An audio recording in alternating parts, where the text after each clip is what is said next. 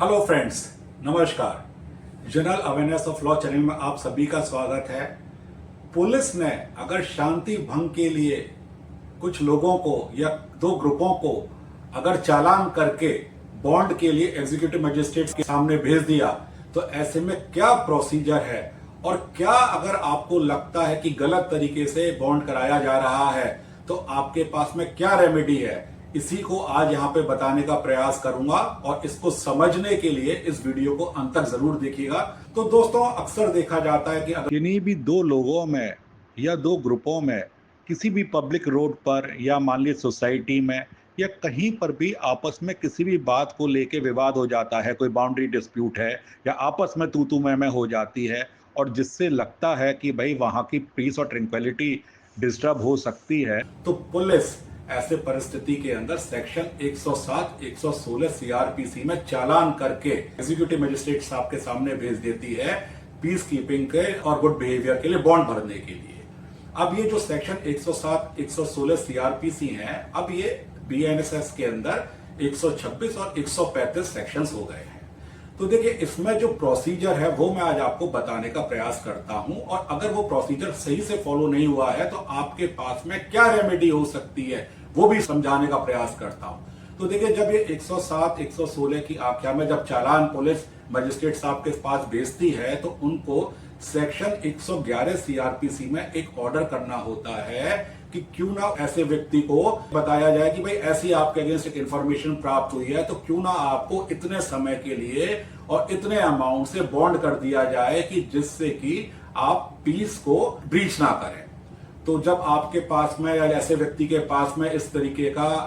जब वो ऑर्डर आता है कोर्ट से और समन आता है कि उस पर्टिकुलर डेट पे प्रस्तुत होने के लिए, तो वहां पर फिर काम ये होता है कि सेक्शन 116 के अंदर मजिस्ट्रेट साहब को इंक्वायरी करनी होती है उस इंफॉर्मेशन की या आख्या की जो पुलिस ने दी है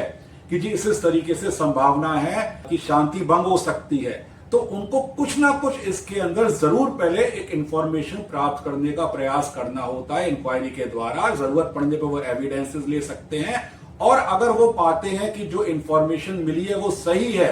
तब वो सेक्शन 117 सीआरपीसी के अंतर्गत उस पार्टी को जिससे संभावना है कि शांति भंग हो सकती है, उससे ये कहा जा सकता है कि आप इतने अमुक अमाउंट का बॉन्ड भरिए या श्योरिटीज आप दीजिए। अब होता क्या है अक्सर दोस्तों, जो क्लाइंट्स वगैरह मेरे को बताते हैं, अक्सर ये हो जाता है कि जब पहली डेट पे प्रस्तुत हुए एग्जीक्यूटिव मजिस्ट्रेट कोर्ट के अंदर, तो पेशकार साहब ने कहा कि साहब ऐसा कि अब आप बॉन्ड हो गए और आप बॉन्ड भर दीजिए, और दो श्योरिटीज के साथ में बॉन्ड भर दिए। तो देखिए दोस्तों, कॉन्स्टिट्यूशनल कोर्ट्स, हाई कोर्ट और इवन सुप्रीम कोर्ट बहुत बार बता चुके हैं कि ऐसे बॉन्ड नहीं भरवाया जा सकता सेक्शन 107 के अंदर। कहीं ना कहीं कुछ ना कुछ वहां पे जरूर दिखना चाहिए फाइल के ऊपर कि कोई इंक्वायरी करी गई है इंफॉर्मेशन के अंदर। ये नहीं मान लिया जाए कि जो पुलिस ने जो है आख्या भेजी है वो ऑटोमेटिकली सब सही है।